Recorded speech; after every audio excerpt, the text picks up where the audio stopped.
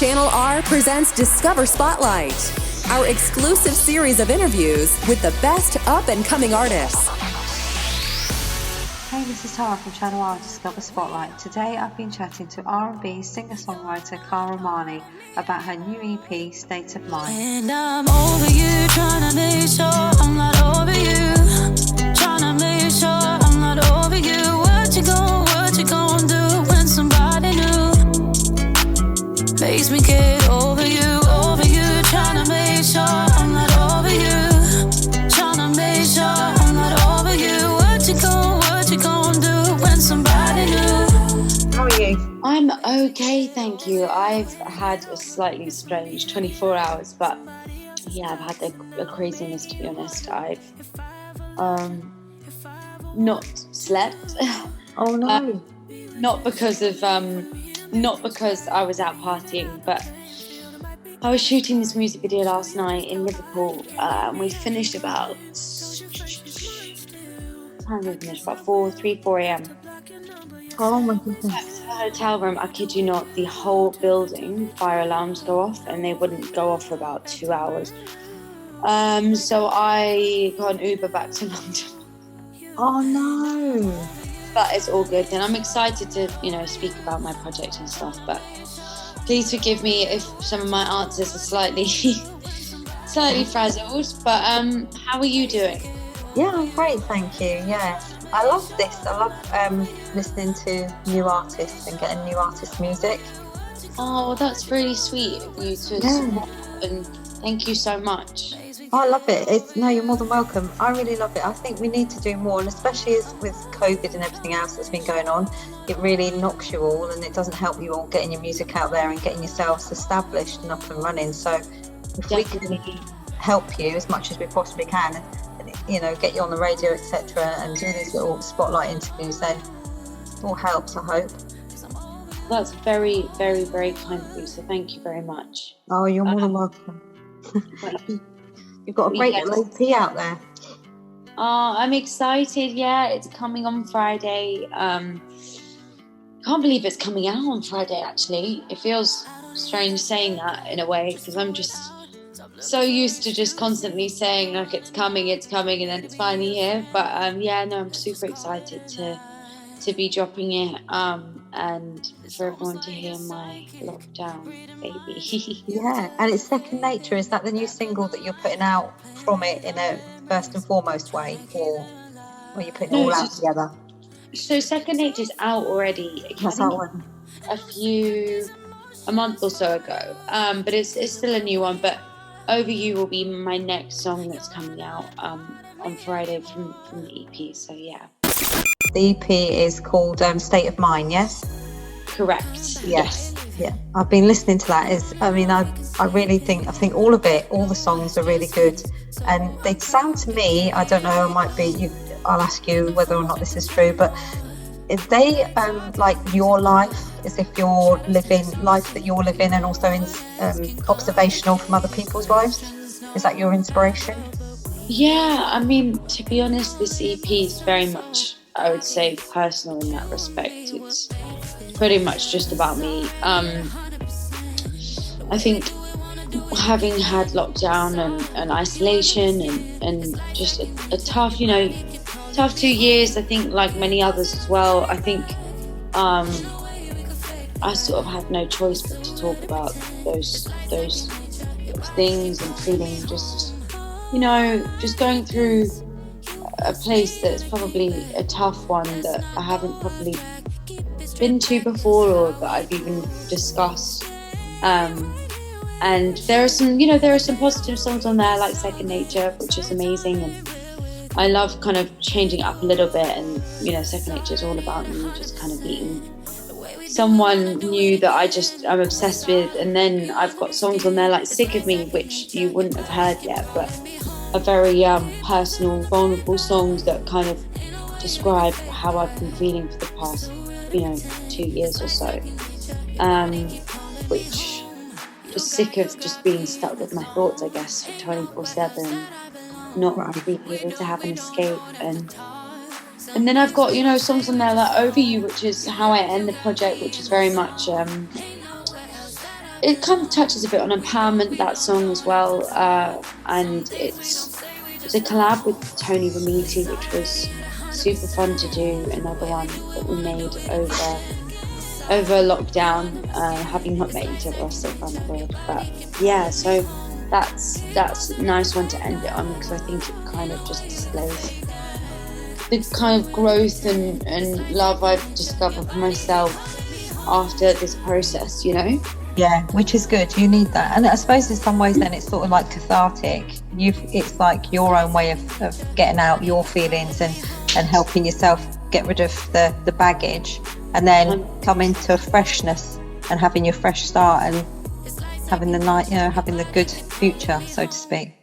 Absolutely. I've heard other music of yours before as well, because I've put one of your songs on the radio before. Amazing. So yeah, so you've got some lovely songs, and I see see some of your bits and pieces on Twitter as well. So Good old Twitter. yeah, good old Twitter. But it's great when when everyone's being positive and promoting and helping people. That's when it's good. Yeah, no, it's amazing. Yeah. Really appreciate the support. You've got all that out now. Are you looking forward to next year? Are you looking forward to any festivals or doing any gigs or anything next year? Absolutely. I mean, I did play Reading and Leeds Festival, which was amazing. My first proper show back in nearly 2 years, to be honest, which was kind of crazy. But absolutely, I'm buzzing for next year to be even more back to normal, and to even do hopefully a tour or something as well, if we can logistically make that back. Yeah. And you did Reading and Leeds, so how did they go? How did you enjoy them? Amazing. It literally was insane. I couldn't have asked for a better crowd and a better welcome back to the stage. That's good. That's a nice sort of like stepping in, just having that little taster. Absolutely. Get ready. So that's good. I'm glad you enjoyed that and that worked out well for you. That's definitely good. I know you've got the EP coming out now, so then are you looking at doing an album sort of in the future from all the music? Absolutely, at some point for sure. Yeah. I don't feel like I'm quite ready for an album just yet. I think I've got a bit more building to do, but I'm very obviously that's every artist's dream is to make that an album. So I am definitely looking forward to that. But yeah, at the moment my EP is coming Friday, and I'm excited for the stuff to follow. Yeah, definitely. And you should be, yeah, because it's your hard work. So that's the main thing, is that that's your project, close to your heart. So that getting that out there and having that going good is the main thing for you, isn't it? Absolutely. So who are your biggest influences with music, would you say? So I mean, I would say I've got. I mean, it changes, but I'd say the way I grew up, listening to kind of the old soul greats, the Aretha Franklins, the Minnie Ripertons, Diana Ross, Shaka Khan. I feel like they've definitely had an influence on me, and my dad used to play them a lot when I was growing up around the house. And more recently, Amy Winehouse and Lauryn Hill are amazing. I'm super inspired by, Amy Winehouse's like vulnerability and how she kind of laces her words together. Yeah. Some of her older music was when her original music she did originally, so much jazz, but still had that soul in it. You can still definitely off the Frank album. Yes. Yeah. Honestly, that's my favorite album, which wasn't the album that everyone knows the songs off of. It was very critically acclaimed, but it wasn't the one that it wasn't Back to Black where she was having hits. Yeah. But yeah, he was able to kind of mix this kind of hip hop, jazz, soul. I mean, it was a fusion of quite a few things, but she managed to fuse those together really well.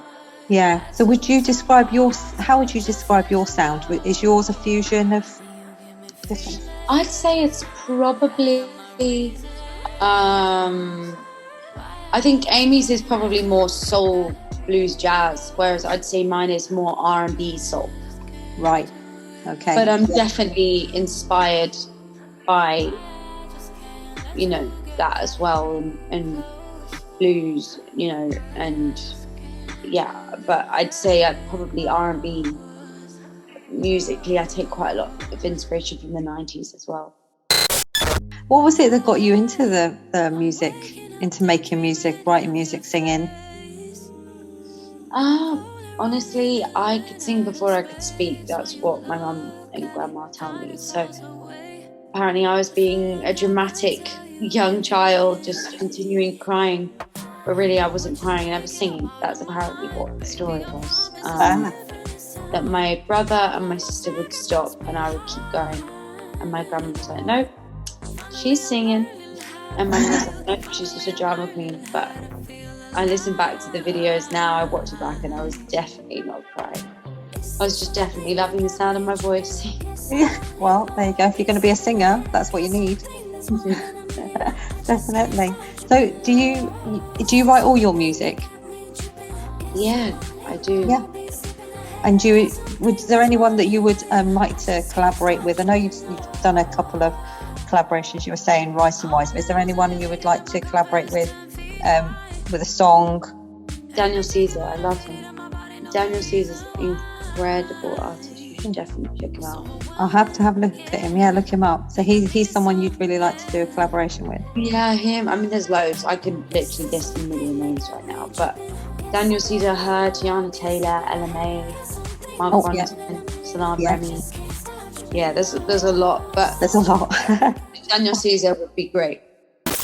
Well, look, it's been really lovely talking to you. Thank you for giving me your time, especially after the night you've had. Do not be silly. It's a pleasure. Have a lovely rest of your day. You as well, and I hope you get some rest. Take care. Thank you so much. And you're welcome, Kara. I'm sure we will speak soon again. Yes, I hope we do. You take care. Thanks, Kara. Bye-bye. Bye-bye. Channel R Discover. The best up-and-coming artists are right here.